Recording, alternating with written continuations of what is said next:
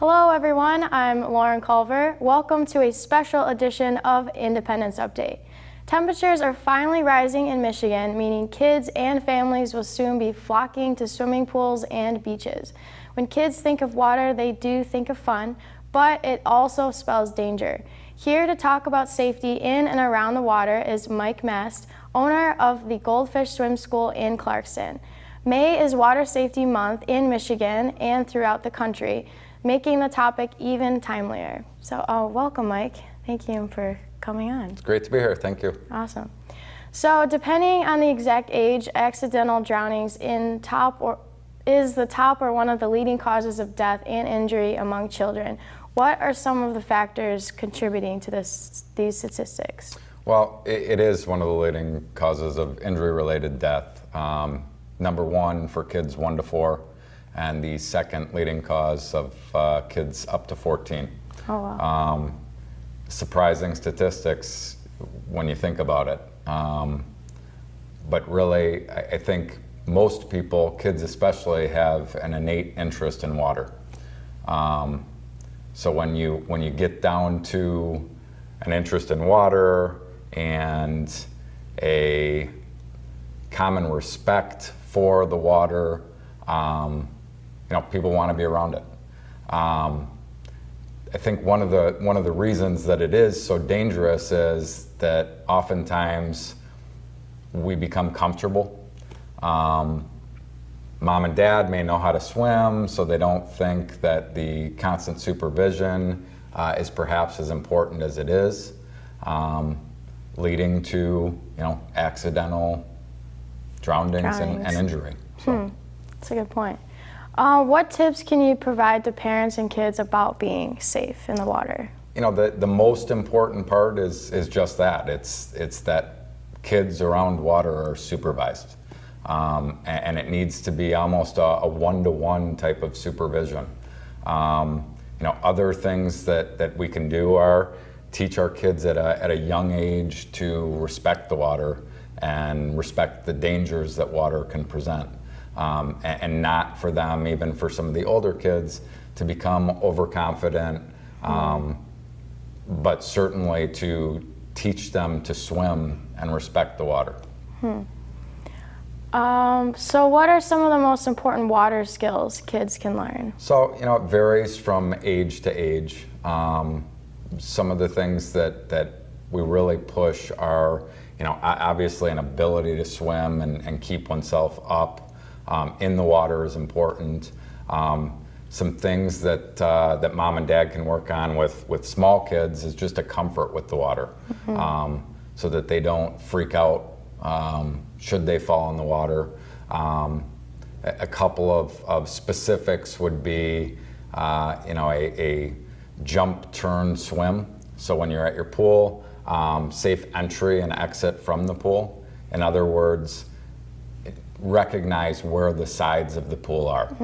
So when you enter, the jump, turn, swim is just that. You jump, you turn your body towards the wall and swim to the wall. Obviously, if you've got something to hold on to, you're safer.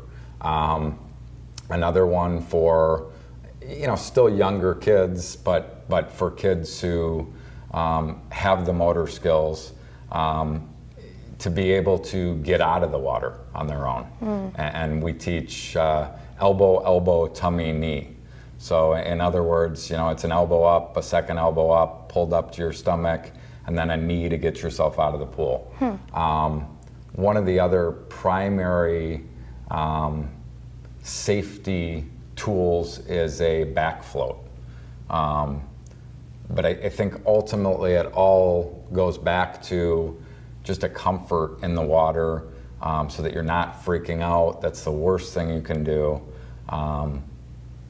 Those are the primary safety skills, that'll keep you safe on an accidental fall or those types of things. Are there some flotation devices that kids can wear that are better or worse for them? So certainly there are. I mean, the only real life-saving flotation device is a Coast Guard certified life jacket. Okay. Your water wings and what have you. are certainly flotation devices that will aid in teaching kids to swim and be comfortable in the water. The problem with them is oftentimes they do produce an overconfidence. But of course they do help keep you afloat while you learn some basic skills. So.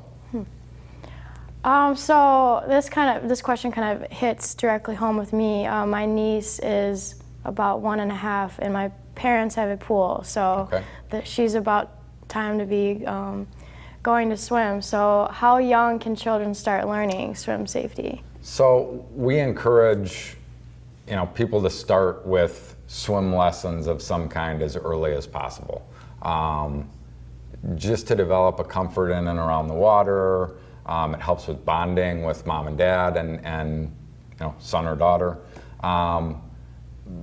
But kids, in fact, can learn to swim earlier than they can learn to walk. Oh, wow. Obviously, the motor skills have to be there to kick and pull and all those things, but it's amazing how many things that kids that even before that can pick up that will keep them safe. So even a 6-month-old can start learning We techniques. start lessons at 4 months. Wow. Yep. Wow. Yeah. So how effective are swimming lessons in improving water safety? Are there any dangers that are specific to pools, lakes, or other bodies of water?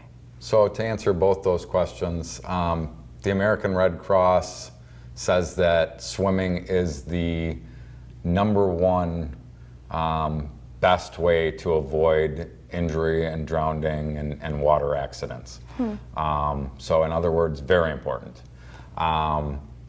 The dangers surrounding a pool and a lake or a river can vary greatly.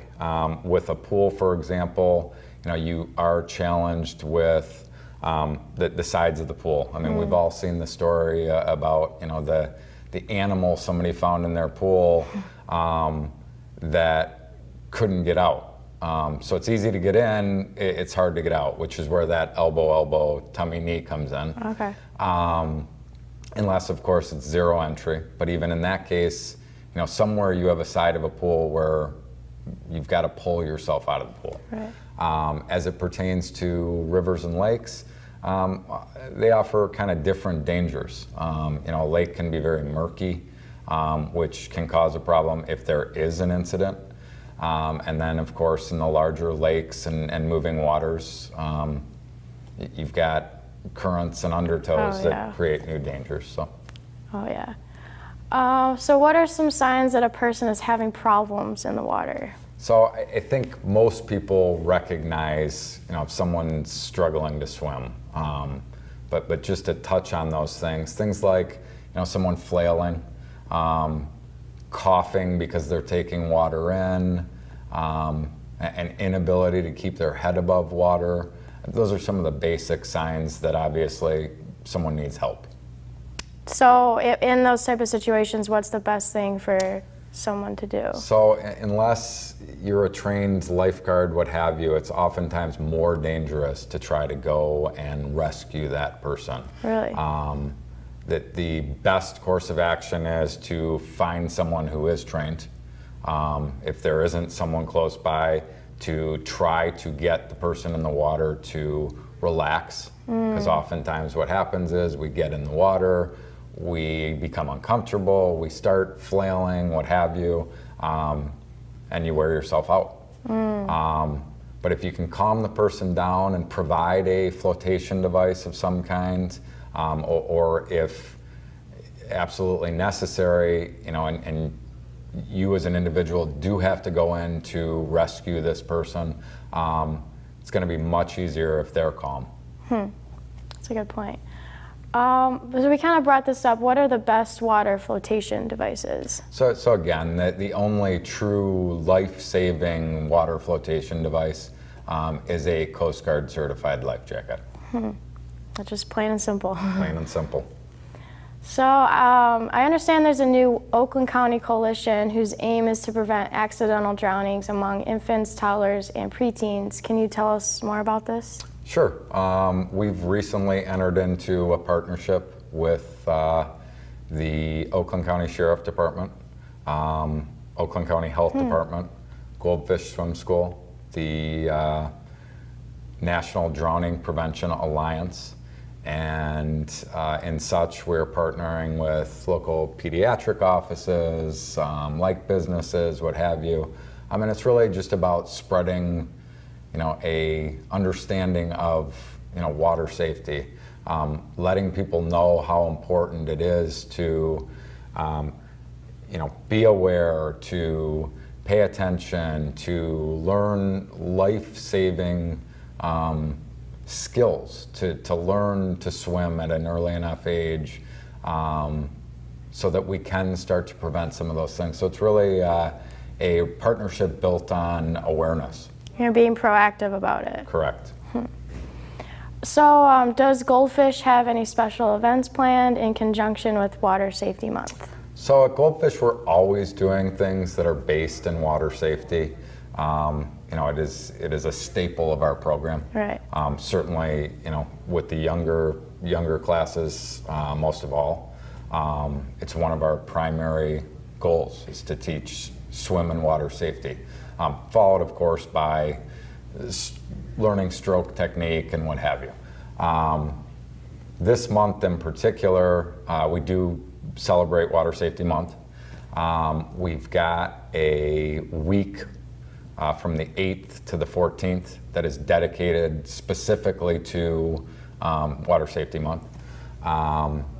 It ultimately culminates in a event on May the 14th at all our Goldfish locations that is tailored towards teaching people water safety. We bring in experts. It's a 2 to 6 o'clock event, open to the public, where the focus is water safety in the month of May, where it's Water Safety Month. So, cool. Yeah.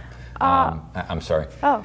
We also, throughout the year, do provide free water safety programs where we'll go in. It's a 20-minute presentation, local elementaries, preschools, what have you, just to spread the word about water safety and the importance of, swimming skills and supervision around the community, so that people recognize that this is a life skill.